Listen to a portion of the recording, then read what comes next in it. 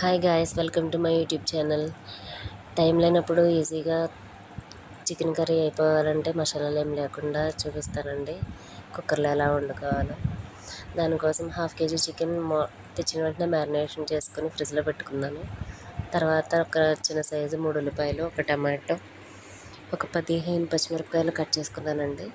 దానికోసం ఒక 3 స్పూన్లు ఆయిల్ వేసుకొని కట్ చేసినవన్నీ అందులో వేసుకొని ఒక 2 నిమిషాలు మగ్గించుకున్న తర్వాత మ్యారినేట్ చేసుకున్న చికెన్ వేసుకున్నానండి. మ్యారినేషన్కి ఉప్పు, కారం, పసుపు, కొంచెం ఆయిల్ వేసి మ్యారినేట్ చేసుకున్నానండి. ఆ చికెన్ కూడా వేసేసిన తర్వాత దానిలో కొంచెం అల్లం వెల్లుల్లిపాయ పేస్ట్ 2 స్పూన్లు, తర్వాత కొద్దిగా ఉప్పు, కొద్దిగా పసుపు, కొంచెం కారం వేసుకున్నానండి. మొత్తం కలిపేసుకొని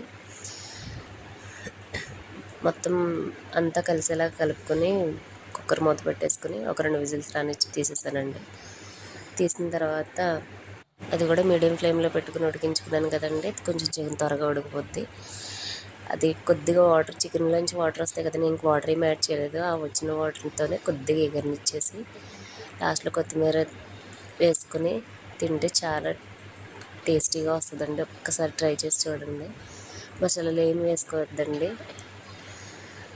టైం లేనప్పుడు చెప్తున్నాను.